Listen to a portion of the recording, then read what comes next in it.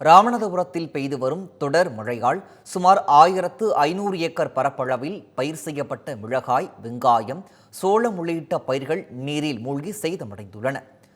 இதுகுறித்த கள நிலவரங்களை தர நமது செய்தியாளர் லிங்கேஸ்வரன் தொலைபேசி வாயிலாக இணைகிறார். லிங்கேஸ்வரன், வணக்கம். விவசாயிகள் தரப்பில் என்ன சொல்லப்படுகிறது, விவரங்கள்? பிரகாஷ், ராமநாதபுரம் மாவட்டத்தில் தொடர்ந்து 3 நாட்களாக கனமழையானது விட்டு விட்டு பெய்து வருகிறது. குறிப்பாக சாயல்குடி, முதுகுளத்தூர், கமுதி, கடலாடி உள்ளிட்ட பகுதிகளில் இதுவரைக்கும் 30 சென்டிமீட்டர் மழைப்பொழிவானது பதிவாகி இருக்கிறது. தொடர்ந்து பார்த்தீங்கன்னா சாயல்டி அருகே இருக்கக்கூடிய டிஎன் கோட்டை, கருத்தல்குளம், அண்ணநாயக்கன்பட்டி, செஞ்சடைநாதபுரம், உச்சிநத்தம், கொண்டலாம்பட்டி உள்ளிட்ட பகுதிகளில் கிராமங்களில் அந்த கஞ்சம்பட்டி ஓடையானது உடைப்பு ஏற்பட்டுள்ள காற்றாற்று வெள்ளப்பெருக்கு காரணமாக சுமார் 5க்கும் மேற்பட்ட கிராமங்களுக்கு செல்லும் சாலைகளில் வெள்ளப்பெருக்கு எடுத்து நீர் ஓடி வருகிறது. இதனால கிராமங்களுக்கு செல்லக்கூடிய சாலைகள் துண்டிக்கப்பட்டிருக்கின்றன.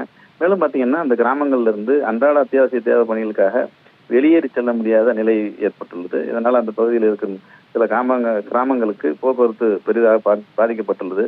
அது மட்டும் இல்லாமல் பார்த்தீங்கன்னா இந்த கிராமப்புறங்களில் காற்றாற்று வெள்ளம் சூழ்ந்திருப்பதால சுமார் ஒரு 1500க்கும் மேற்பட்ட ஏக்கர் பரப்பளவில் சாகுபடி செய்யப்பட்டுள்ள மிளகாய், வெங்காயம், உளுந்து, சோளம் மற்றும் மக்காச்சோளம் உள்ளிட்ட மானாவாரி பயிர்களும் வெள்ள நீரில் மூழ்கி அடித்து செல்லப்பட்டுள்ளது. பலத்த சேதம் அடைஞ்சிருக்கிறது. இதனால் பார்த்தீங்கன்னா அந்த பகுதி விவசாயிகள் பெரிதளவில் கவலை அடைஞ்சிருக்கிறாங்க. எனவே அரசு துறை அதிகாரிகள் மற்றும் வேளாண் துறை அதிகாரிகள் பார்வையிட்டு வெள்ளத்தால் பாதிக்கப்பட்டு சேதமடைந்துள்ள பகுதிகளை நேரில் ஆய்வு செய்து அதற்குரிய அரசு நிவாரணம் வழங்க அப்படின்னு விவசாயிகள் கோரிக்கை வச்சிருக்கிறாங்க. பிரகாஷ், விவரங்களை வழங்கியமைக்கு நன்றி லிங்கேஸ்வரன். தொடர்ந்து தற்போது கிடைத்திருக்கும் ஒரு முக்கிய செய்தியும் பார்க்கலாம்.